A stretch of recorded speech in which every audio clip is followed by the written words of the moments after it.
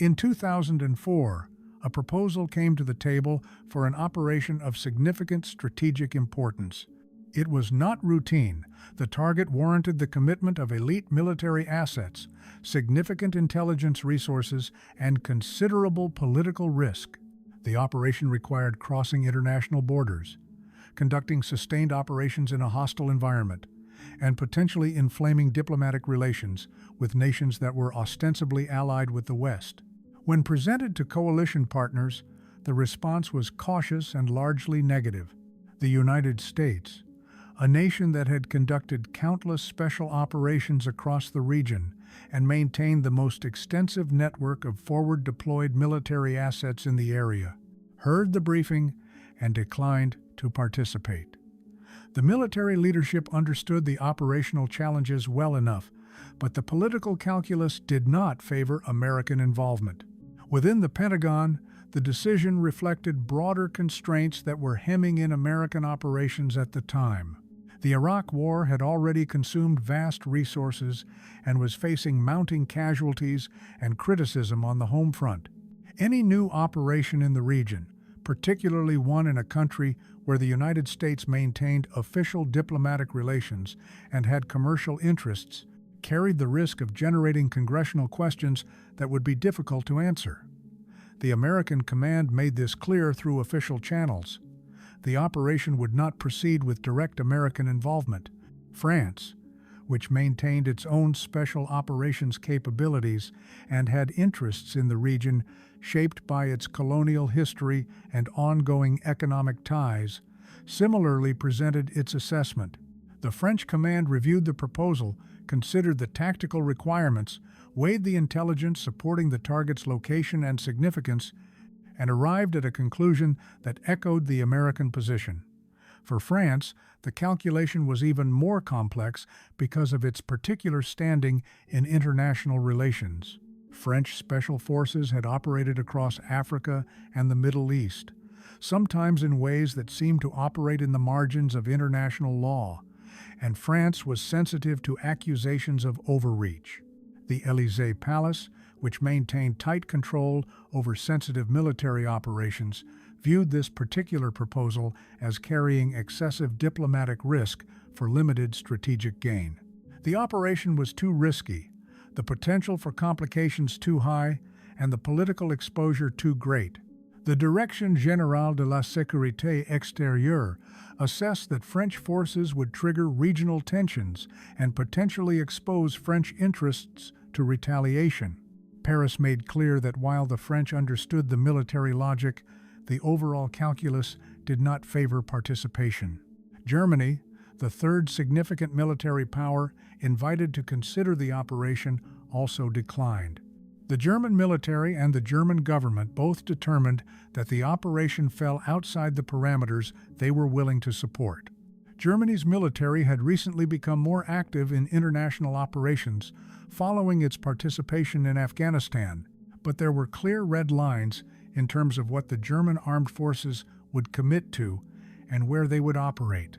The Berlin government was particularly concerned about being seen as conducting operations that could be characterized as interventionist by critics at home or abroad. Germany was still dealing with the historical legacy of German military action in the region during earlier decades, and was consequently more cautious about deploying German forces in operations that lacked clear international sanction or UN authorization. The Federal Ministry of Defense conveyed that while the alliance remained strong, Germany could not participate and would need to be informed of any decisions proceeding without wider consensus. Britain came to a different conclusion. When the proposal reached the British Ministry of Defense, when it was briefed to the Special Forces command structure, when it arrived on the desks of the officers responsible for the strategic employment of British Special Operations Forces, something different happened. The assessment within the British intelligence community was distinctive. The Defense Intelligence Staff had developed what they believed to be a uniquely valuable body of signals intelligence about the target's location and activities. Sources within the region, cultivated over years by the Secret Intelligence Service, had provided corroborating information that enhanced British confidence in the intelligence picture. Moreover, the British command structure believed that the SAS had the expertise and the equipment to accomplish the mission with a lower risk profile than other nations might have calculated. The thinking in London was not that the risks did not exist, but that the British could manage those risks more effectively than the alliance consultation process would have required. The British never formally responded to the coalition request for participation. They did not present a position paper to their allies explaining why they could not participate. They did not hold meetings with their counterparts in other nations to discuss the challenges and constraints. Instead, according to sources describing the sequence of events, the British went ahead with the operation. Not only did they proceed, but they proceeded while their allies believed the operation was not happening at all. The decision to proceed without notification appears to have been made at a level of government that was capable of maintaining operational security even from close allies. It was not a decision made casually or without considerable deliberation. The Joint Intelligence Committee conducted its assessment. The permanent undersecretary at the Ministry of Defense reviewed the legal questions involved in conducting operations in a foreign country without informing that country's government or informing allied powers. The Attorney General's office was consulted regarding questions of international law and British domestic law authorizing the operation. Only after this careful consideration was the decision made to proceed and to maintain secrecy about the operation, even from the Americans, the French, and the Germans. Elements of the Special Air Service were already being prepared for deployment. The planning, which had presumably been conducted in parallel with the coalition consultations, continued apace.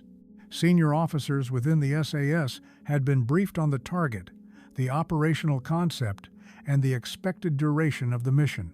Troop commanders had been selected and had begun evaluating their personnel to identify the operators who would be assigned to the mission.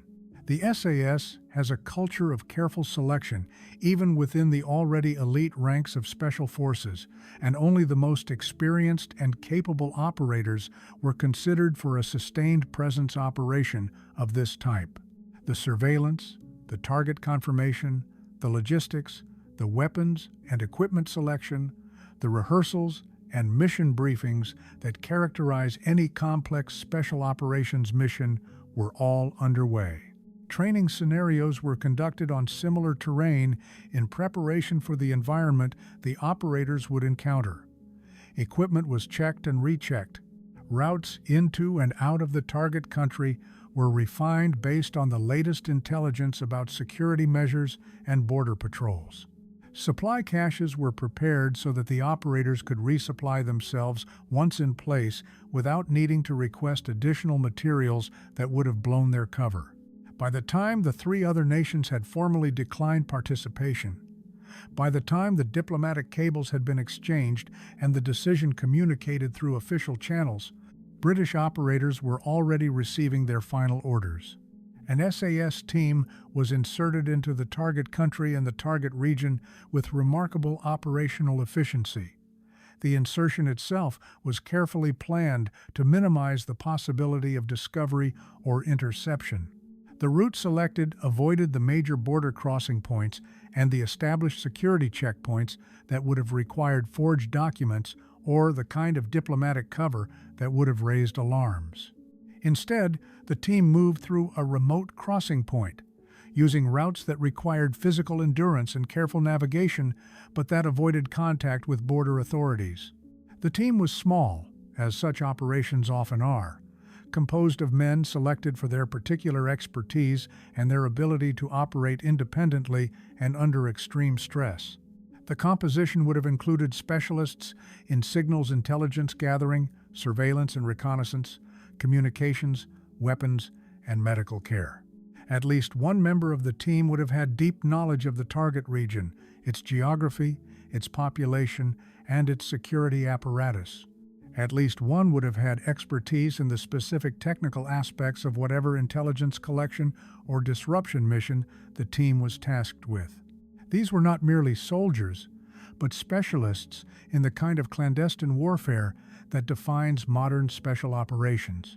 Each operator would have brought with him years of experience in previous deployments, previous operations, and previous exposure to the particular challenges of operating in the Middle East and South Asia. Once inside the target country, the team established a presence that, according to accounts, was intended to remain hidden for as long as necessary. The operation was not designed as a quick raid in the conventional sense. Rather, sources describe it as a sustained presence operation, where the British operators would maintain their position and conduct their mission while avoiding detection for an extended period. This required considerable discipline, detailed knowledge of the terrain and local population, and the ability to remain invisible despite being in a fundamentally hostile environment. The team would have established a secure base of operations, likely in a location that provided both concealment and a vantage point for conducting whatever surveillance or intelligence collection mission they had been tasked with. Security protocols would have been maintained with absolute rigor. No local population contact was made, or if contact was made, it would have been carefully controlled and managed to avoid raising suspicion. All waste was disposed of in ways that would not attract attention. Movement through the target area would have been conducted during times when human activity was minimal and only when absolutely necessary for the mission. The operators would have conducted detailed surveillance of their target, gathering intelligence about movements, patterns, communications, and activities. If the operation involved any direct action, it would have been conducted with precision and then followed immediately by actions designed to obscure what had happened and who was responsible. What made this situation so unusual was not simply that Britain had launched an operation that its allies had declined to support.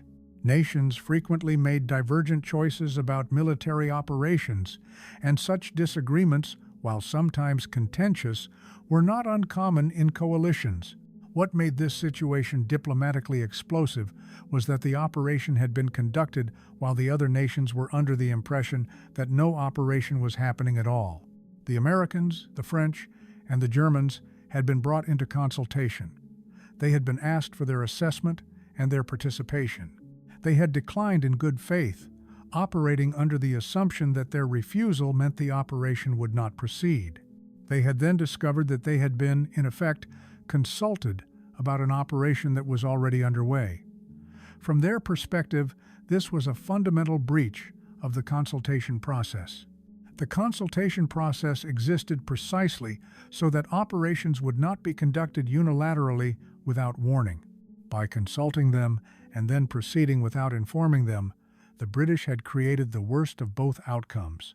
They had signaled that the operation was being considered while actually concealing that it had already begun. The revelation did not come gently. Sources described that the situation became apparent when intelligence from the target country began to filter back through international channels. Signals intelligence, human intelligence from informers and agents in place, reports from local militaries that were supposed to be allies in the broader war on terror, all began to paint a picture of foreign military activity in the target area. The details were sketchy at first, but gradually it became clear that there was a foreign military team operating in the country. Local security officials in the target country had detected signs of foreign presence, but were uncertain of the identity of the foreigners. They had reported this up through their own intelligence channels, and in a region where intelligence liaison relationships were well developed between the local government and the Western allies, this information quickly became available to American, French, and German intelligence agencies. The question that immediately arose was which foreign military and what were they doing there? The concern among the three nations was acute because none of them had expected foreign military activity in this particular country at this particular time. When the analysis was completed and the indicators were run through the classification systems, the conclusion was clear to all the intelligence agencies involved. These were British operators. The SAS was inside the target country, apparently having been inserted weeks or even months earlier, and was conducting some kind of sustained operation. The other coalition partners began to ask questions through the appropriate diplomatic channels. What was happening? What was the mandate for this operation? Why had Britain launched an operation that its allies had declined to support, and why had it done so without informing those allies that the operation was proceeding? The British Ministry of Defence, when confronted with these questions, neither confirmed nor denied the operation for some time. This was standard practice in special operations circles. Deniability is a crucial aspect of certain kinds of military operations, and admitting to them in public or even in private diplomatic exchanges can compromise ongoing activity or damage relationships with local governments that are supposed to know nothing about foreign military forces on their soil. The political leadership in London understood that acknowledging the operation would create a diplomatic incident of the first magnitude. However, the heat was building, and eventually, through official channels, the British government did acknowledge that Special Forces operations were indeed underway. The acknowledgement came in a carefully worded statement from the Ministry of Defence that confirmed that British forces were conducting operations in the region but provided no details about the specific country, the specific objectives, the timing, or the scope of the operation. This statement, while technically truthful, was designed to minimize the impact and to avoid providing additional information that would further complicate the diplomatic situation. The explanation that came with this acknowledgement, according to sources who were involved in the diplomatic exchanges, was that the British had determined that the operation was sufficiently important to warrant proceeding with. Even if other allies were not willing to participate, the intelligence supporting the target was, in British assessment, compelling enough that waiting for consensus or accepting the refusal of allies was not appropriate. Britain had its own intelligence agencies, its own assessment of the threat and the opportunity, and its own decision-making authority. The operational commanders and the political leaders who had authorized the operation stood by their decision and made clear that the operation would continue as planned. The operation was being conducted under that authority. This explanation essentially asserted British sovereignty over its own military operations and claimed that while the consultation process was valued, it could not override British judgment about vital national interests. This explanation did not entirely satisfy the other nations, but it was the reality with which they had to contend. The operation was happening. British soldiers were operating inside a foreign country, conducting activities that the three other major powers had determined were too risky, too politically sensitive, or otherwise undesirable. The question now became what the next steps would be. Would the other nations demand that Britain withdraw its forces? Would this become a serious diplomatic crisis that fractured the alliance? Would the target country, if it discovered what was happening, respond with force against the British operators? The atmospherics within NATO and within the broader coalition became decidedly tense. High-level telephone calls were placed between defense ministers and foreign ministers. The American Secretary of Defense spoke directly with his British counterpart to express American concerns about the operation and about the breach of consultation protocols. The French issued diplomatic démarches, expressing displeasure with the British decision. The German government conveyed concerns through official channels, but in language that was more measured than the French and American responses, reflecting Germany's somewhat more cautious approach to alliance disagreements. What actually transpired, according to accounts from military and diplomatic sources, was somewhat more nuanced. The other nations, while clearly unhappy about the situation, did not pursue a course that would have forced Britain to back down immediately or withdraw its forces. In part, this was because the moment of maximum political leverage had passed. The operation was already underway. The team was already in place. Forcing a withdrawal would have meant ordering British soldiers to abandon their mission while in a hostile environment, which carried its own risks and would have created a different kind of crisis, one in which Allied nations would have been seen as forcing the withdrawal of an ally's military personnel under fire. Furthermore, The intelligence community and the other allied nations, even though their governments had declined participation, was not entirely convinced that the operation was a mistake. If the intelligence was good, if the target was indeed as significant as Britain believed, then there was something to be said for the British position that action was warranted. Classified intelligence assessments conducted by American, French, and German intelligence agencies suggested that the British intelligence picture might indeed be accurate and that the target might indeed be significant. This knowledge, which could not be discussed publicly, made it harder for the three nations to mount a forceful public response to the British action. The operation itself proceeded for a period of weeks. The exact length is not documented in public sources, but accounts describe a sustained presence in the target area, with the British team maintaining their position and conducting whatever activities constituted their mission. The operators would have been following carefully developed protocols for surveillance, intelligence collection, and whatever direct action activities their mission involved. Communications with the British command headquarters would have been maintained using secure methods that minimized the risk of signals intelligence being picked up by the target country's security services. The team maintained their discipline despite the stress of operating in a hostile environment, with the knowledge that their presence had been detected at the coalition level, even if the target country had not yet discovered them. The local population appears not to have detected their presence, or if they did not report it in a way that triggered an immediate military response. This in itself was a testament to the training and expertise of the operators involved. Moving through a foreign country undetected, even in remote areas, is a feat that requires exceptional skill and discipline. During this period, the diplomatic temperature in coalition headquarters remained elevated. Messages were exchanged, clarifications were sought, and various levels of government engaged in discussions about how to handle the situation going forward. The British made it clear that they intended to complete the operation as planned. Their assessment remained that the target was sufficiently important to warrant the risk. Their government stood behind the decision to proceed despite the refusal of allies to participate. This combination of clarity about intent and backing from the political level eventually created a situation where the other nations, however much they might have preferred a different outcome, had to accept that this operation was going forward.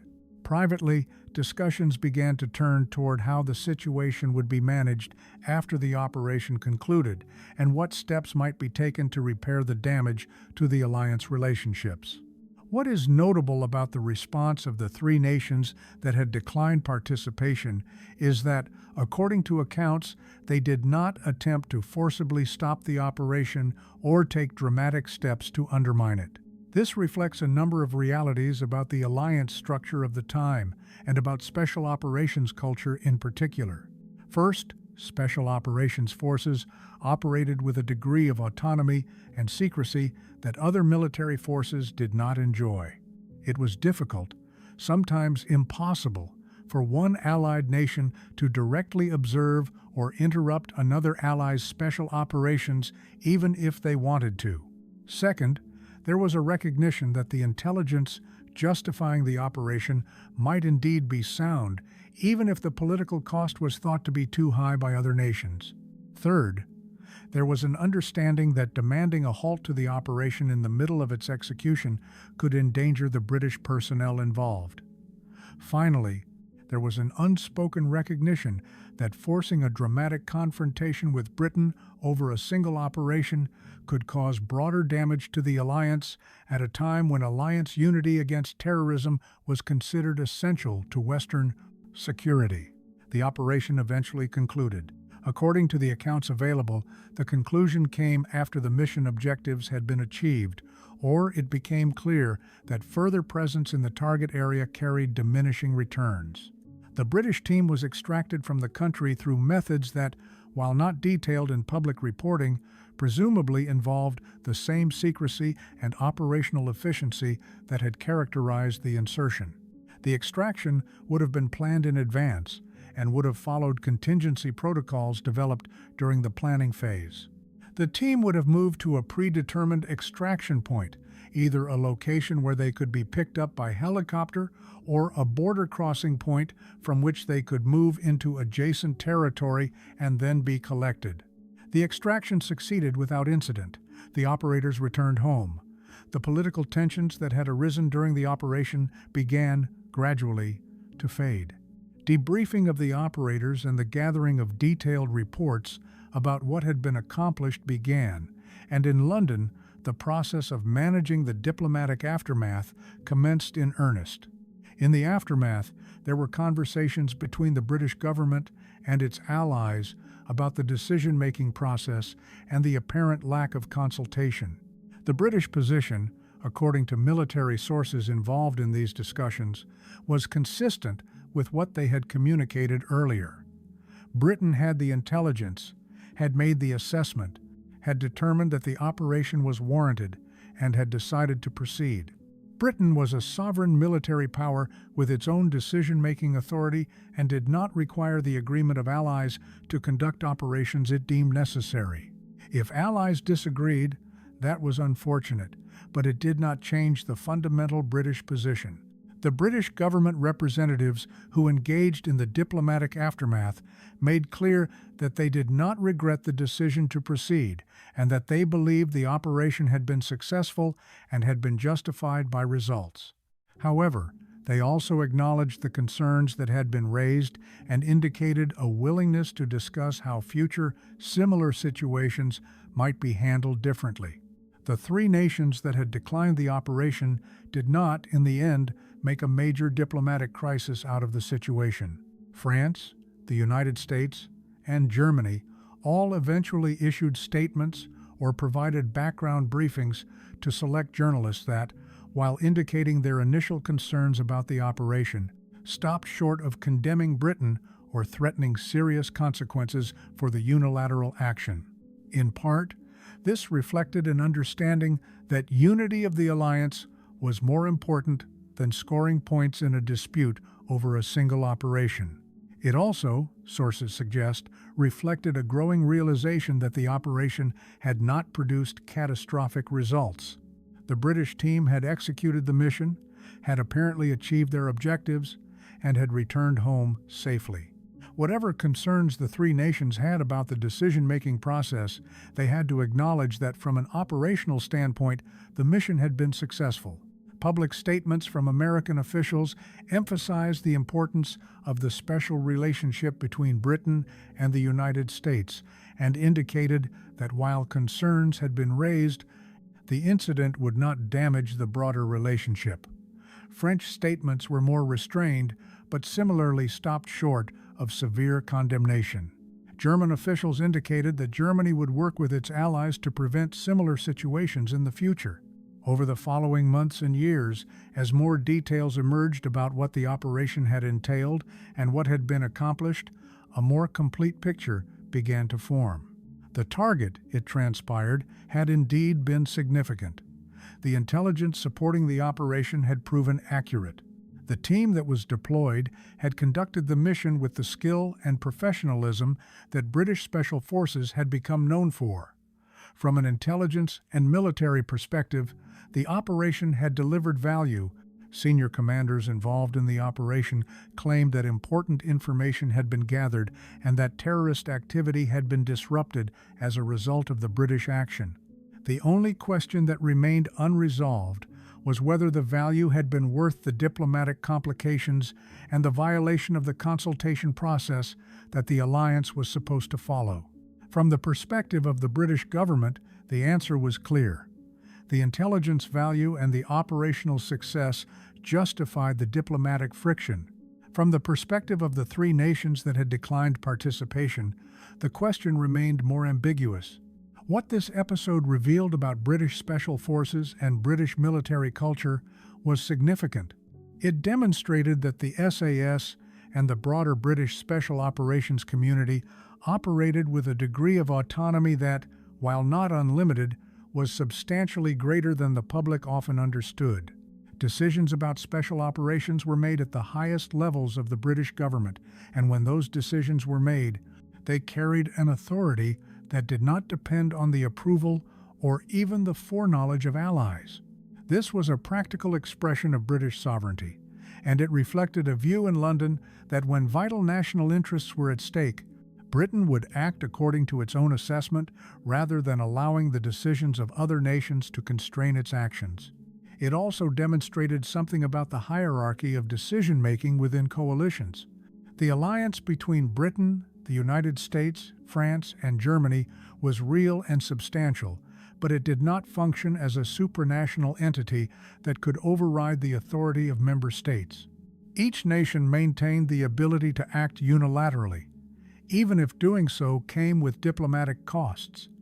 Britain had chosen to accept those costs because it believed the operation was sufficiently important to warrant doing so. The reaction of the three nations that declined the operation also revealed important truths about coalition dynamics. While all three were unhappy about being consulted about an operation that was already underway, and while all three believed that the decision-making process had been flawed, none of them pursued a course of action that would have fundamentally fractured the alliance or resulted in serious punishment for Britain. This reflected a pragmatic view that the security interests that united the alliance were more important than disputes over the process by which military operations were decided. It also reflected an implicit acknowledgement that Britain, as one of the major military powers in the Western Alliance, had the capacity to act unilaterally, and that resisting such action too forcefully would create more problems than it solved. Sources familiar with the intelligence assessments conducted after the operation suggest that Britain's judgment about the importance of the target proved essentially correct. The target was indeed significant, and the operation had delivered intelligence or disrupted terrorist activity in a way that justified the risk that had been taken. This vindication of the British decision, while it did not make the Allies happy about the process, did help to eventually normalize the situation. When the three nations that had declined the operation looked back on it in the years that followed, they had to acknowledge that whatever process concerns they had, the British administration had made a sound judgment call. The diplomatic resolution of the crisis, according to accounts from officials who were involved in the talks, involved a series of quiet conversations and written exchanges that eventually produced a modus operandi for future similar situations. Britain acknowledged that consultation with allies was important and that the appearance of unilateral action without warning could damage alliance relationships. The three nations that had declined the operation acknowledged that Britain had the right to make its own decisions about the deployment of its military assets and that consulting allies did not give allies a veto over British operations. From this difficult situation, there emerged a set of understandings about how such decisions would be handled in the future, though the specifics of these understandings remain classified. The episode also had implications for how special operations forces within the coalition viewed their own decision-making authority. If Britain could launch an operation that its major allies had declined to support, then the question arose whether other nations might do the same. The answer, according to military sources, was yes, but within certain parameters. Special operations by their nature involve smaller numbers of personnel, more limited political footprints, and higher levels of operational security. Nations could conduct such operations more independently than they could conventional military campaigns. However, there were limits. If an operation involved significant risks to the alliance as a whole, or if it was likely to inflame relations between allied nations and the target country, then the consultation process existed for good reason, and nations were expected to take seriously the concerns expressed by allies. The operation became something of a legend within special operations circles. It was a case study in the possibilities and limitations of military autonomy within an alliance. It demonstrated that commitment to alliance structures didn't mean surrendering the ability to act according to its own judgment when vital interests were at stake. But it also showed that acting unilaterally, even when militarily justified, carried diplomatic costs that had to be managed and repaired. The individuals involved in the decision justified their choice on the grounds that they had compelling intelligence about a significant target, confidence in their personnel's ability, and belief that urgency precluded waiting for alliance consensus. This is a position many military planners would understand, even if they might have decided differently. The episode represented a high water mark for special operations autonomy. The Iraq and Afghanistan wars had created an environment where military operations outpaced political decision-making. Special operations forces, working in small teams with greater secrecy, were particularly able to operate autonomously. The operation was an extreme case, but existed on a continuum of special operations culture, giving elite forces significant latitude. The three nations came to different conclusions about the episode's implications. The United States, with the largest special operations capability and extensive forward-deployed networks, continued with even less constraint, emboldened by Britain's precedent and realization that allies wouldn't enforce consensus.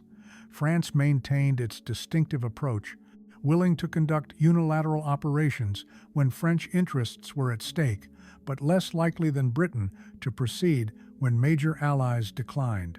Germany remained most cautious, maintaining strict political oversight of special operations. The long-term implications for NATO have been debated. Some argue it demonstrated alliance resilience despite disagreements. Others contend it revealed cracks that would widen as subsequent conflicts and disputes created friction. The truth likely lies between. The alliance absorbed the shock of unilateral British action, but the episode demonstrated that consensus uniting Western powers wasn't absolute, and each nation reserved the right to act when vital interests were at stake. Following this operation, coalition special operations rules evolved and tightened.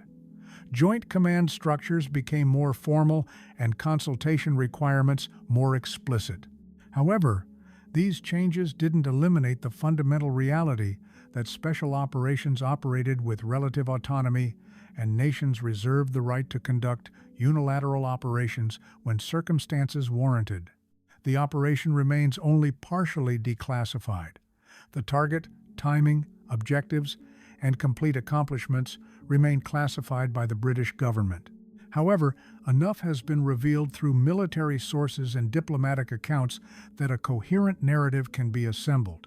The operation stands as a remarkable example of British special operations and a case study in how alliances function when one member acts according to its own judgment rather than waiting for consensus. What emerges clearly from this episode is a picture of British special forces operating with considerable confidence in its own judgment and willingness to take action it believed justified even if others disagreed. The SAS understood the political risks, but also understood that the intelligence and assessment about the target's significance created a moral imperative to act. The decision was made with the backing of Britain's highest government levels and the belief that the operation justified the diplomatic costs. The operation was ultimately a military success. The team completed their mission, achieved objectives, and returned safely. No lives were lost, and the intelligence value justified the risks. From Britain's perspective, the decision had been vindicated. For the three nations that declined to participate, the operation served as a reminder that each coalition member retained the fundamental right to act according to its own judgment. While frustrating to those valuing alliance consensus, it was also a recognition that each nation bore ultimate responsibility for its own security. As time passed, the operation achieved legendary status within special operations circles. It is remembered as an example of British tactical skill and strategic independence, demonstrating the SAS's operational capability and the political latitude it enjoyed. It serves as an instructive case for understanding how alliances actually function and how sovereignty operates within collective security. The officers who made the decision have mostly retired. Some have written memoirs or given interviews explaining their thinking. They consistently argue they faced a choice between adhering to a consultation process that slowed decision-making and acting on the intelligence and judgment they possessed. They chose action and believed history vindicated that choice. The SAS operators who conducted the mission have remained largely silent, consistent with special operations culture valuing discretion. The few who have spoken expressed pride in the operation's professionalism and its value to British interests. This operation reveals something fundamental about military power within alliance structures. While alliances are real and create genuine commitments, they cannot eliminate member states' ability to act unilaterally when vital interests are at stake. The consultation process builds consensus and coordinates activity, but when consensus cannot be reached and action seems necessary, nations will take that action, accepting diplomatic costs. Britain accepted those costs. Displeasure from three major allies, diplomatic tensions, and operational risk. It did this because it believed the operation was important enough to warrant the consequences. In the end, judgment proved correct. The operation succeeded, tensions eased, and the alliance absorbed the unilateral action. Today, it stands as a reminder that even in the most integrated alliances, nations retain ultimate authority over their armed forces and will exercise it when circumstances demand